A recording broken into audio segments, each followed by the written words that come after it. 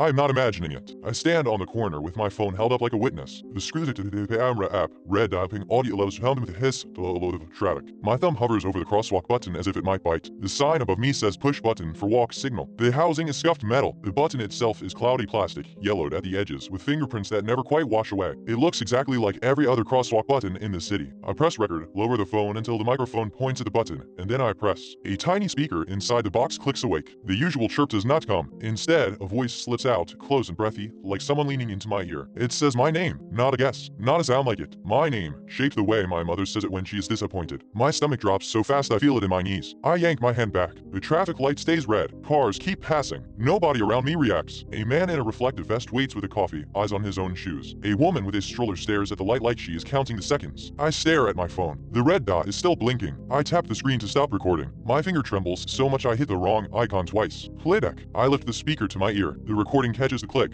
The traffic, a distant truck backfire. It catches my breath. It catches nothing else. No whisper, no name, just the city. My throat tightens. The air feels too thin, like I am standing at a high ledge. I play it again, louder. Still nothing. I look at the crosswalk box like it is lying to me. I am not imagining it. I press the button again, not recording this time, because my hand is acting on a new idea. If it only happens when I record, then maybe it's in my head. If it happens when I do not record, then I have to deal with what it means. The speaker clicks. It whispers my name again, softer this time, almost affectionate. My scalp prickles. I glance at the people beside me. The man with the coffee shifts his weight. The woman rocks the stroller. Still no reaction. It is as if the voice aimed at me alone. The walk sign flips to the white figure. The chirp finally comes, normal and bright. I do not move. I wait until the signal changes back, until the moment to cross has passed and the people beside me step off without me. I am frozen in a little pool of shame, because part of me wants to laugh it off and another part wants to run. I force myself to cross on the next cycle. I keep my eyes forward. I pretend my heart is not trying to punch through my ribs. At home I search for explanations with the desperation of someone trying to dismantle a nightmare using logic. Crosswalk buttons with speakers, accessible signals, directional sound, malfunctioning audio loops, frank devices, voice recognition tied to a nearby phone. There are articles about cities using sensors, about smart intersections. Nothing about whispering a pedestrian name. I tell myself it is stress, sleep debt, a glitch in attention. I go back the next morning. This time I arrive early, before the corner fills. I bring a small wired microphone from my desk drawer, the kind I use for video calls. I tape it under the crosswalk housing with clear tape, close to the speaker grill. I set my phone on a bench facing the button, camera rolling, audio set to maximum. I press. The click comes. Then the whisper. My name, clear as a hand on the back of my neck. I do not breathe. I do not blink. I look at my phone like it might finally prove I am sane. I stop recording and play it back. Again, nothing. No voice. No name. My cheeks burn. Anger rises, hot and humiliating,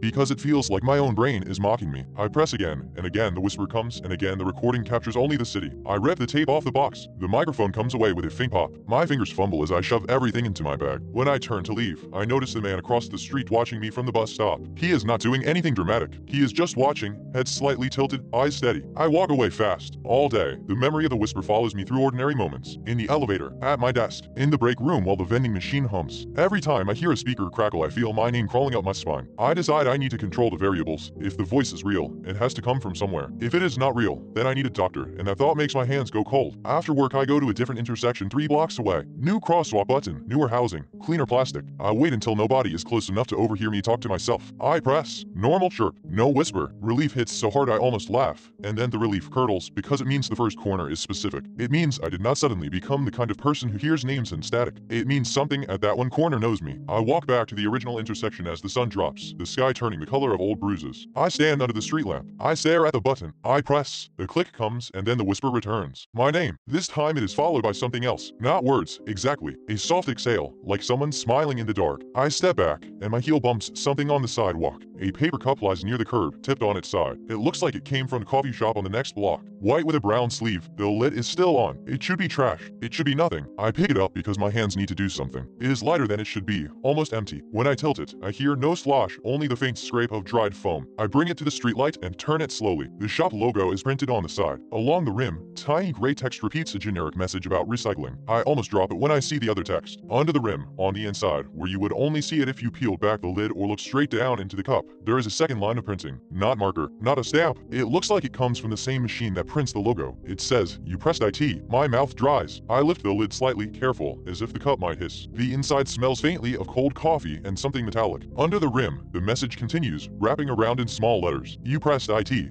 Do not record. My pulse bangs in my ears. I stare at the words until they blur. I look up at the crosswalk button. The speaker grill is a dark little mouth. I press the button again without thinking, as if it might answer the cup. The whisper comes, my name again, and then a new phrase, low and intimate. Stop trying. I stumble back, almost into the street. A car horn blares. I flinch so hard my shoulder spasms. I grip the paper cup like it is a handle keeping me from falling. Stop trying. The phrase loops in my head, not as a memory but as a pressure, like my skull is being gently squeezed. At home I set the cup on my kitchen table and stare at it for a long time. I turn it slowly, checking every angle, searching for a seam or a sticker. The message under the rim is not an add-on. It is part of the cup. I try to tell myself it is a weird marketing stunt, a hidden print meant to surprise someone. But why would it say you pressed IT? Do not record. Why would the crosswalk button whisper my name? I think about the man at the bus stop watching me. I think about how the whisper has a texture, like breath in cold air. I wash my hands twice. I still feel the cup on my skin. That night I dream of the crosswalk button glowing like a small moon. In the dream, my name is written on it in tiny letters that change when I blink. I wake before my alarm, heart racing. The room is dark. My phone sits on the nightstand, face down, the way I always leave it. It vibrates. I freeze. Another vibration. Then the soft chime of an incoming message. My phone is powered off. I know it is powered off because I turned it off before bed. I remember holding the side button and sliding the bar across. I remember the screen going black. I remember the tiny relief of silence. The phone vibrates again. I do not touch it at first. I just watch it like it might move on its own. The vibration stops. The screen stays black. Then, in the dark, the screen lights up. Not the normal boot logo, not the lock screen. A plain white screen with a single line of text appears, as if someone has opened a blank note. It reads, I hear you trying. My breath catches. I grab the phone, and the screen goes black again immediately, like it is shy. I press the power button. Nothing. I hold it down. Nothing. The phone is dead in my hand, a smooth cold brick. I plug it into the charger. The charger light turns on, but the phone does not respond. No battery icon. No vibration. No warmth. I unplug it, and the screen flashes white again for half a second. The same line of text. I hear you trying. Then black. My fingers go numb. I set the phone down and back away from the nightstand, as if distance might make it less possible. Across the room, the paper cup sits on my kitchen table, barely visible in the dim light from the street outside. I can just make out its rim. I do not want to go near it. I do not want to look under it, because I have a sudden certainty that there will be new words there, waiting like teeth. My mind scrambles for rational steps. New phone, turn off notifications. Airplane mode, call the carrier. Go to a store, get someone to check it. And then another thought arrives, simple and heavy. The message is not coming from my phone. It is coming to my phone. I sit on the edge of my bed and listen to the building settle, to pipes tick, to a distant siren. Every normal sound feels staged, like a set dressing place to keep me calm. The phone stays dark. I almost convince myself it was a half dream, a hypnopompic hallucination, my brain still caught in sleep. I reach for the phone again, ready to prove it to myself by finding nothing. My fingers are an inch away when the screen lights up on its own. White background, black text, do not go back. My throat closes. I feel the urge to obey so strongly it scares me. I feel it like gravity. I stare at the words until the screen goes black again. I sit there in the dark with my hands clenched in my lap, trying to decide what terrifies me more, the idea that something is warning me, or the idea that something is threatening me. My eyes drift against my will toward the kitchen table. The paper cup is still there. A faint sound comes from it, so quiet I almost miss it. Not a voice, not a whisper, a soft click, the exact click the crosswalk button makes before it speaks. I hold my breath and listen. The click comes again, closer than it should be, as if the cup is turning into a small speaker, warming up. I stand up slowly, every muscle tight. I take one step toward the table. The phone, still dark, vibrates once, hard enough to rattle the wood of the nightstand. And from the kitchen, from the direction of the cup,